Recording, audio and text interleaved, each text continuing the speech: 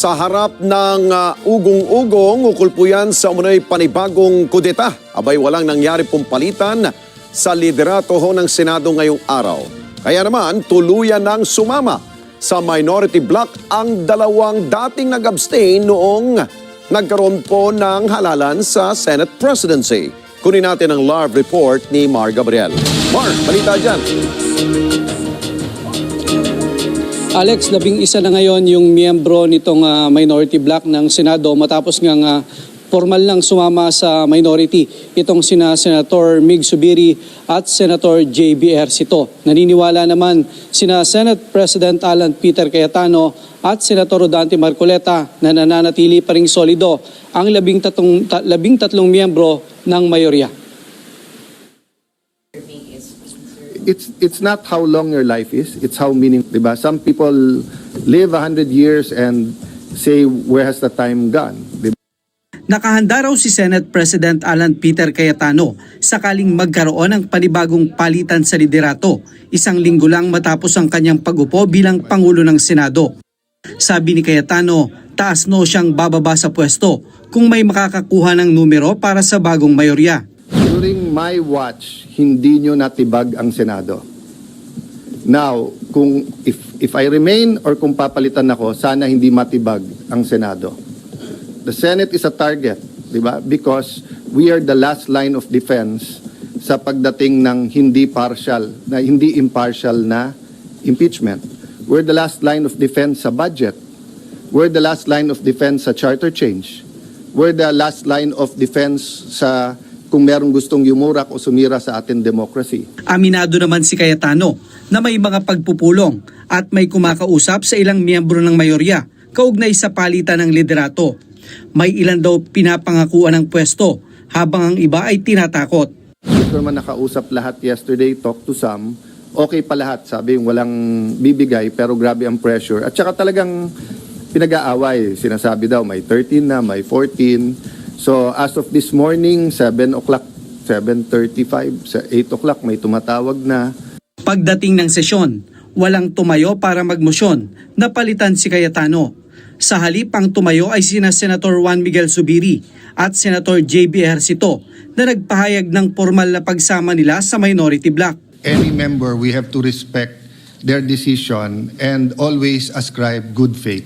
So we will continue to be good friends despite the political divisions or the nomenclature of who is in the majority or the minority. So for the purposes of today to the future, and unless a change is made, will you be an independent or will you be with the minority? Yes, for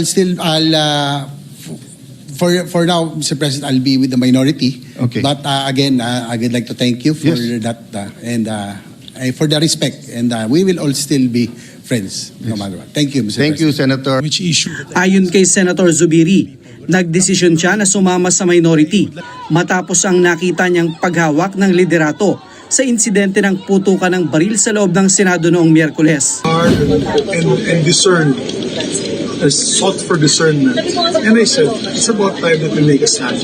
Na maiba ang pangyayari sa Senado, na maibalik natin ang dignidad ng Senado. For the first time in the history, nagkaputukan dito. Diyos ko, nagkagulo-gulo. Naniniwala naman si Senator Rodante Marcoleta na solido pa rin ang 13 miyembro ng mayorya. Ilan daw sa mga kasama nila ang lalo pang tumibay matapos ang naranasan nilang gulo sa loob ng Senado noong Miyerkules. Gayon din ang ginawang pagsasakripisyo ni Senator Ronald Bato de la Rosa. Sabi ko, I just have to paraphrase what Senator Camille said on Wednesday night. Kasi nakita niya talaga, na-experience namin kung ba't kailangan gawin sa Senado. Pero ipaparaphrase ko, sino man sa atin ang kakalas sa ating grupo pagkatapos na nakita natin na nag-alay ng buhay ang isa sa atin, sa palagay ko mas masahol pa sa kay Judas. Samantala, pinunuan na ng bagong liderato ang chairmanship ng ilang komite, ang Committee on Culture and the Arts at ang Committee on Basic Education, mananatili kay Senator Loren Legarda. Mananatili rin kay Senator Pia Cayetano ang Committee on Ways and Means, Committee on Energy at Committee on Sustainable Development Goals. Si Senator Bongo naman sa Committee on Sports and Committee on Health. Si Senator Jinggoy naman sa Committee on National Defense at Committee on Games and Amusement. Kay Senator Padilla ang Committee on Public Information at Cultural Communities, habang pamumunuan naman ni Senator Marcoleta ang Committee on Public Services. Wala pang itinatalaga sa Blue Ribbon Committee. Sabi ni SP Cayetano, nakatakda pa nila itong pag-usapan sa caucus, pero kasama raw sa ikinukonsidera si Senator Marcoleta at Senator Pia Cayetano. Bukod sa flood control scandal, posible raw na madagdag sa investigasyon ang insidente noong Miyerkules. Why are we considering others? Because from the start, nung nilagay nila ako, sinabi nilang lahat, walang magdidemand ng kahit anong committee, mag-usap-usap tayo. So, meron din mga nagsasuggest na we will prioritize the flood control together with other economic and other issues. For example, yung agriculture, yung mga smuggling, etc. na nakakapagsak sa atin. So I haven't talked to them, but all of them, Senator Pia, Senator Marcoleta, all of them said, SP, discuss lang, but we're all open. So that's why we're going to go on caucus ngayon. So it may be, it may not be. So we haven't decided the wag to o siya ilagay. Alex, nanumpa ngayong araw bilang bagong Senate Secretary itong si Jose Luis Garcia Montales, kapalit ni Secretary Mark Leandro Mendoza. Una na ring nagsumite ng kanyang courtesy resignation si Mendoza kasunod ng palitan ng liderato ng Senado noong Lunes. Wala pa namang desisyon ngayon itong Senate leadership patungkol naman doon sa 6 na buwang suspensyon nitong si Sergeant at Arms retired Major General Mau Aplasca na ipinataw sa kanya nitong Office of the Ombudsman. Alex? Okay, Mar, dahil nga lumipat na itong sina Senator JV at Senator Mig sa minority, may dalawa silang mahalagang mga committee chairmanship, yung Public Order, Dangerous Drugs, Tourism at yung Rules na hindi pa napapalitan. Paano yan? Tatanggalin sa kanila yun? Yes, Alex, automatiko yan. No? Yung mga main committee ay pinapahawakan yan usually doon sa mga miyembro ng majority. At kasama ngayon yan sa mga pinag-uusapan sa caucus nitong Senate leadership, kasama yung mga miyembro ng mayorya. At partikular na tinatalakay din yung makakakuha nitong chairmanship ng Blue Ribbon Committee. O yun, Alex? bukod doon sa Blue Ribbon Committee na very juicy position yan as chairman, ay yung finance rin, mahalaga rin yun, Mar, no?